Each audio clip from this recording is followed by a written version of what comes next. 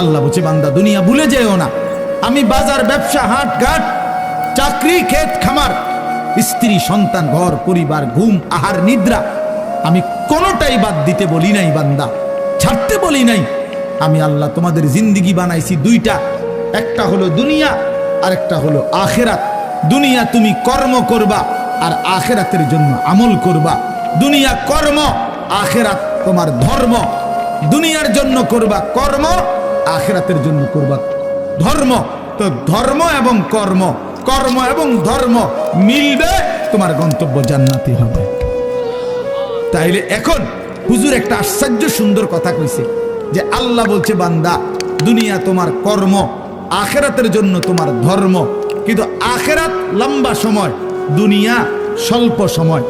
নবীজি সাল্লাল্লাহু আলাইহি সাল্লাম বলছেন একটা সাগরের মধ্যে যদি কেউ নিজের আঙ্গুল চুবায়, ভিজায়, তো আঙ্গুলের অগ্রভাগে যেটুকু পানি, এইটুকুই হলো দুনিয়া, আর সাগরের বাকিটা পানি আখেরাত।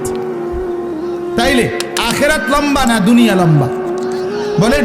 কিন্তু মজার বিষয় হলো লম্বা হলো আখেরাত, স্বল্প হলো দুনিয়া।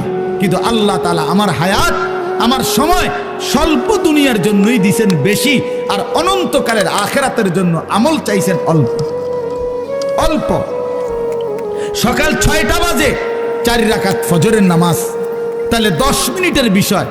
আবার দুপুর 1:30টা বাজে 10 রাকাত জোহরের নামাজ, 20 মিনিটের সময়। তাইলে ধরে নিলাম সকাল 6টার পরে 7টা, 8টা, 9টা, 10টা, 11টা, 12টা, 1টা, প্রায় 7.5 ঘন্টা পরে আবার 20 মিনিট। তাহলে সকালের 10 মিনিট আর দুপুরের 20 মিনিট, এই হলো 30 মিনিট মনে করেন আখেরাতের জন্য, আর 7.5 ঘন্টা আমার দুনিয়ার কর্মের জন্য। তাহলে স্বল্প সময়ের দুনিয়ার জন্য আমারে সুযোগ দিলেন বেশি, অনন্তকালের আখেরাতের জন্য আমলের জন্য চাইলেন আমার কাছে অল্প সময়। এটাও আল্লাহর জন্য আমরা দেব না? এটা ইনসাফ হইল? এটা বিবেকের দাবি হইল ভাইয়া? অতএব আমি অনুরোধ করছি, মেহেরবানি করে আমরা ভাবতে শিখি। আরে এই বাচ্চা লাগাই দিলেন কেন আপনারা, আবার নামাই দিলেন কেন? তাইলে শেষ, আমার কথা শেষ, আর অল্প একটু কথা।